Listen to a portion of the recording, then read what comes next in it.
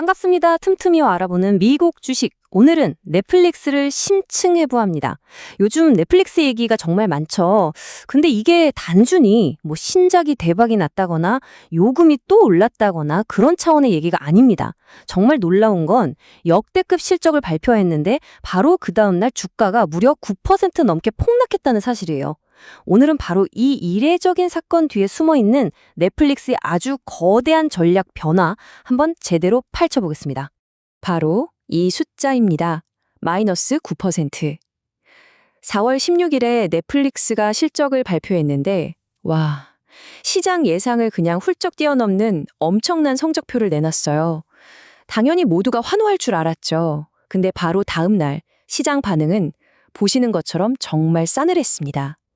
주가가 하루 만에 9% 이상 그냥 뚝 떨어지면서 투자자들을 충격에 빠뜨렸습니다. 네, 바로 이겁니다. 오늘 우리가 풀어야 할 가장 큰 수수께끼죠. 아니, 실적은 이렇게나 좋은데 월가는 도대체 왜 넷플릭스의 이 화려한 성적표에 등을 돌렸을까요? 이건 단순한 숫자 너머에 넷플릭스가 앞으로 뭘 하려고 하는지 그 큰 그림에 대한 시장의 진짜 속내가 드러난 사건입니다. 지금부터 그 속내를 하나씩 까보겠습니다. 오늘 이야기의 흐름은 이렇습니다. 우선 이번 실적 발표가 왜 이렇게 이상한 분기라고 불리는지 이 성공의 역설부터 짚어볼 거고요. 그리고 넷플릭스가 과거의 성공 공식을 버리고 완전히 새로운 게임의 룰을 어떻게 짜고 있는지, 또 그 새로운 게임을 이끌 세 가지 핵심 성장 동력은 뭔지 깊숙하게 들여다볼 겁니다. 물론 이런 변화에 따르는 위험 요인도 아주 냉정하게 살펴봐야겠죠. 마지막으로는 스트리밍 산업 전체의 미래는 어떻게 될지 큰 그림까지 그려보겠습니다. 자, 첫 번째 파트, 넷플릭스의 이상한 분기입니다. 이번 주가 하락을 그냥 어닝 쇼크네 뭐네 이렇게 단순하게 보면 절대 안 됩니다. 이건요, 넷플릭스가 지금 거대한 전환의 문턱에 서 있다는 걸 시장이 보내는 아주 명백한 신호거든요. 그 신호가 뭘 의미하는지 지금부터 자세히 해독해보죠.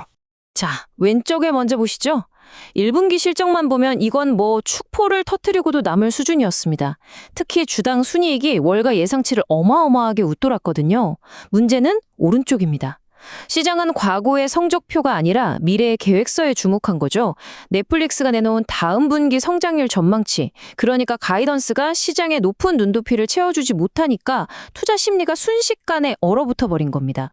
바로 이 지점에서 우리는 넷플릭스의 아주 근본적인 변화를 읽어내야 합니다. 이건 단순히 실적이 좀 주춤한다는 얘기가 아니에요. 우린 더 이상 과거처럼 구독자 수만 늘리는 게임은 안 할 겁니다. 라는 일종의 선언 같은 거죠.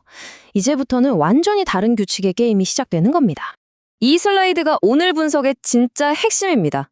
과거의 넷플릭스 어땠나요? 왼쪽처럼 오로지 가입자 머릿수 늘리는 데만 목숨 걸었죠.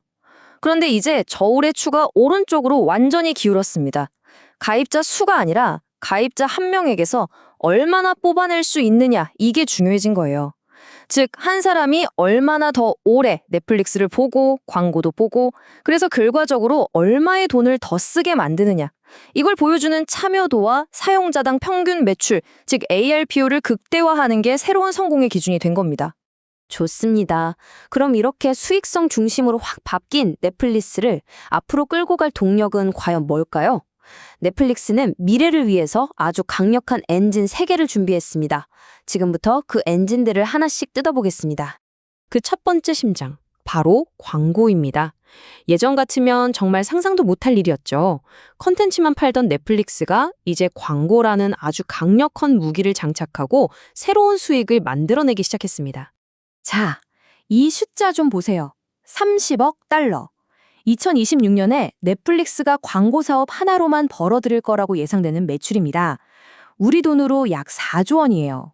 더 놀라운 건 이게 불과 1년 전인 2025년 예상치보다 2배나 뛰는 그야말로 폭발적인 성장세라는 거죠. 이 숫자 하나만 봐도 넷플릭스가 광고에 얼마나 진심인지 알 수 있습니다. 넷플릭스의 자신감은 바로 여기서 나옵니다. 공동 CEO의 말처럼 이제 남의 기술에 의존하지 않겠다는 거예요. 자체 광고 기술 플랫폼을 만들었다는 건 데이터를 모으고 광고를 내보내고 성과를 측정하는 이 모든 과정을 넷플릭스가 직접 컨트롤한다는 뜻입니다. 이게 왜 중요하냐면요. 중간에 뜨이는 수수료 없이 수익을 극대화할 수 있고 또 넷플릭스가 가진 시청자 데이터를 활용해서 훨씬 더 정교한 맞춤 광고를 할 수 있게 된다는 거죠. 두 번째 성장 엔진은 바로 실시간 방송입니다. 다시 보기, 몰아보기의 제왕이었던 넷플릭스가 이제는 TV 방송사들처럼 정해진 시간에 다 같이 모여서 보는 라이브 콘텐츠 시장에 본격적으로 뛰어든 겁니다. 슬라이드에 보이는 3,140만. 이게 무슨 숫자냐면요. 작년에 월드 베이스볼 클래식 할 때 일본에서 넷플릭스로 경기를 본 사람 수입니다. 이 경기 하나 때문에 그날 일본 넷플릭스 역사상 가장 많은 신규 가입자가 몰렸다고 해요. 라이브 스포츠가 단순히 보는 재미를 넘어서 신규 구독자를 끌어들이는 얼마나 강력한 자석인지 제대로 보여준 거죠. 넷플릭스는 여기서 멈추지 않았습니다. 미국 최고의 인기 스포츠인 NFL의 크리스마스 경기 중계권을 따냈고요. 전 세계의 팬이 어마어마한 프로레슬링, WWE의 간판 프로그램, 먼데이 나잇 로우 독점 중계권까지 확보했습니다. 이런 빅 이벤트들은 그 자체로 엄청난 시청자를 끌어모으고 자연스럽게 첫 번째 엔진이었던 광고 사업의 수익을 극대화시키는 기폭제가 될 겁니다. 그리고 마지막 세 번째 엔진. 이건 좀 의외라고 생각하실 수도 있는데 바로 게임입니다. 근데 오해하시면 안 되는 게 넷플릭스가 갑자기 게임 회사가 되겠다는 게 아니에요. 이미 돈 내고 있는 구독자들을 넷플릭스라는 플랫폼 안에 더 오래 묶어두고 절대 해지하지 못하게 만드는 아주 강력한 자물쇠로 게임을 활용하겠다는 전략입니다. 핵심은 바로 통합입니다. 넷플릭스 게임 하려고 돈을 더 낼 필요가 없어요. 그냥 구독 서비스에 포함된 일종의 보너스 같은 거죠. 예를 들면 이런 겁니다. 기묘한 이야기 드라마를 정말 재밌게 봤어요. 그리고 바로 이어서 그 세계관을 담은 게임을 즐기는 거죠. 이렇게 컨텐츠랑 게임을 하나로 엮어서 이용자들이 넷플릭스라는 생태계를 떠날 수 없게 만드는 아주 영리한 가두리 전략인 셈입니다. 자, 그런데 이렇게 장밋빛 미래만 펼쳐져 있는 건 당연히 아니겠죠. 이 거대한 전략 전환 뒤에는 만만치 않은 역풍과 위험들이 도사리고 있습니다. 지금부터는 넷플릭스가 넘어야 할 험난한 산들을 한번 냉철하게 짚어보겠습니다.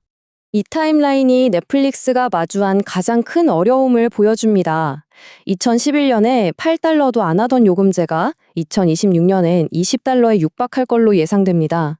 소비자들의 가격 저항, 이미 한계에 다다랐다는 신호가 여기저기서 터져나오고 있어요. 스트림플레이션이라고 스트리밍이란 인플레이션을 합친 신조어까지 생겼을 정도니까요. 경쟁 환경도 정말 치열합니다. 이 차트를 보시면 넷플릭스가 더 이상 예전처럼 스트리밍 시장의 절대 강자가 아니라는 걸 알 수 있죠. 미국 시장 기준으로 넷플릭스 점유율은 20%인데 디즈니와 훌루 연합이 26%로 1위 자리를 꿰찼습니다. 바로 뒤에는 아마존 프라임 비디오가 19%로 바짝 쫓아오고 있고요. 가격은 계속 오르는데 이렇게 강력한 경쟁자들이 많아지니까 소비자들은 언제든지 더 싸고 매력적인 다른 서비스로 떠나버릴 수 있다는 게 가장 큰 위험입니다. 자, 이제 마지막으로 시야를 확 넓혀보겠습니다. 넷플릭스의 이런 변화는요, 결국 스트리밍 산업 전체가 앞으로 나아갈 미래의 축소판이라고 볼 수 있습니다. 통합과 융합, 이 두 단어로 요약할 수 있는 거대한 흐름 속에서 우리가 매일 보는 이 스크린은 과연 어떻게 변하게 될까요? 요즘 업계에서 가장 많이 쓰는 말이 바로 프레너미입니다. 친구 프렌드이면서 동시에 적 에너미라는 뜻이죠. 예를 들어 볼게요. 미국의 통신사 버라이즌이 자사 요금제에 넷플릭스랑 맥스를 묶어서 할인 판매를 합니다. 분명 넷플릭스랑 맥스는 경쟁자잖아요. 근데 버라이즌이라는 공동의 파트너를 통해서 서로 가입자를 늘리려고 손을 잡는 겁니다. 이렇게 영원한 적도 영원한 친구도 없는 합종 연행이 이제 일상이 되고 있습니다. 그리고 이 융합의 끝에서 가장 흥미로운 지점은 바로 넷플릭스와 유튜브의 경계가 점점 허물어지고 있다는 겁니다. 왼쪽에 넷플릭스를 보세요. 벌써 틱톡 같은 쇼폼 콘텐츠를 도입하고 비디오 팟캐스트도 서비스하고 있죠. 반대로 오른쪽 유튜브는 어떤가요? 과거 자기네 오리지널 시리즈를 넷플릭스에 팔기도 하고 이제는 아예 직접 넷플릭스 스타일의 프리미엄 드라마를 만들고 있습니다. 결국 두 거인이 서로의 영역을 야금야금 침범하면서 점점 닮아가고 있는 거죠. 오늘 분석을 한 문장으로 정리해 보겠습니다. 광고가 필수가 되고 실시간 스포츠 중계가 들어가고 여러 서비스를 하나로 묶어 파는 번들링이 대세가 된 지금 여러분이 매일 보시는 이 스트리밍 서비스 혹시 과거에 우리가 해지했던 바로 그 케이블 TV를 점점 닮아가고 있다는 생각 안 드시나요? 기술은 발전했지만 비즈니스 모델은 과거로 돌아가는 이 아이러니 여러분은 어떻게 생각하십니까? 오늘 살펴본 이 내용들이 넷플릭스와 스트리밍 산업의 미래를 이해하는데 유용한 기준점이 되셨기를 바랍니다.